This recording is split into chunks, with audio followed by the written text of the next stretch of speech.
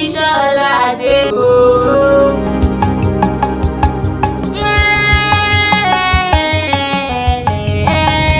Báńkì Ìṣọ̀lá o, Ìṣọ̀lá o, ọmọ Olúwakẹ́mi Ṣọlá tí ń ṣọjọ́bí lónìí o. Ọmọ Ọláwálé Adéyẹmọ tí ń ṣọjọ́bí lónìí, mo wá kíkó nírẹ̀ Ọlọ́run oníkanjú pa ọ́. Èbọ́mọládé o, ọmọ ló ti ta fóbìnrin nílé ọkọ. Bí wọ́n bá bú ní lẹ́yìn ìgbà ò bá gbọ́ mẹ́ni ní wí fún ní òwe. Ìdùnnú lọ́mọ jẹ láyé ẹni, ire Olúwa o. Ìṣọ̀ládé olùwárọ̀kàn mi ló fún wa níre Olúwa. Ìdùnnú ọ̀rẹ́ mi ò ní dìbànújẹ́ mọ́ lójú. Adéọlá ọmọ Bello ló rán mi wá o. Ó pé ọjọ́ ti ń pagún bọ̀ ọjọ́ pẹ́.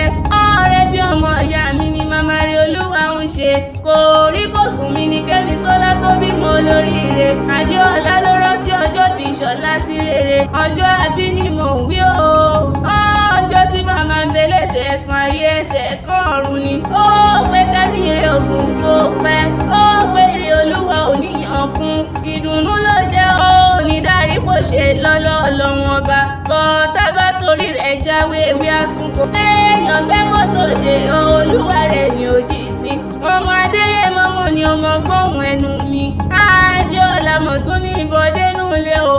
Ìmùlẹ̀ yẹyẹ tó bí ọlọ́mọ ní ìbọdé nulẹ̀. Ògbómọ̀ṣọ́ ló pèlè àwọn bàbá rẹ̀. Ṣó ní ìmọ̀lá kò sí kankan. Mo rí bá lọ́dọ̀ àwọn bàbá tó bí ọlọ́mọ. Ògbómọ̀ṣọ́ o, Ògbómọ̀ṣọ́ Májílété. Àwọn ajẹ́ka kan kó tún mú kan yọgan. Ògbómọ̀ṣọ́ Ògbómọ̀júgun. Ẹ̀yin lọ́mọ Ògbórí Ẹlẹ́mọ̀ṣọ́. Ògbórí Ẹlẹ́mọ̀ṣọ́ ni wọ́n porí kí bàbá tó bí ọlọ́mọ. Bí wọ́n gbé gbórí akọni fákọni jẹ. Ìbàrú níyàn o, mo ní ìbàrú níyàn mo òjòlù jàgbẹ́. Ìbàrú níyàn mo òjòlù gbèrín. Ìjọ ìyá Bàrúkú ìbàrú lòun ò mẹ́kún sun. Bàbá Bàrúkú olóhùn ò máwé gbà o.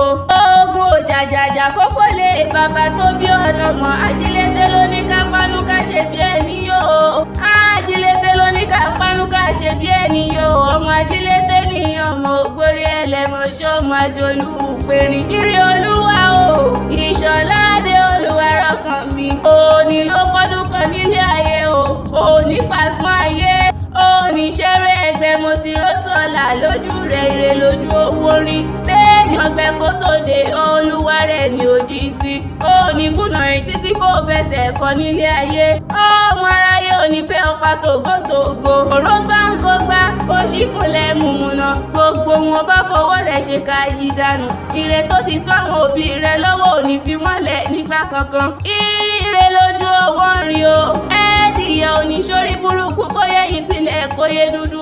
Òní ṣorí burúkú lọ́lá ọlọ́run ọba orí. Ìmúlẹ̀ yẹyẹ tó bí ọlọ́mọ.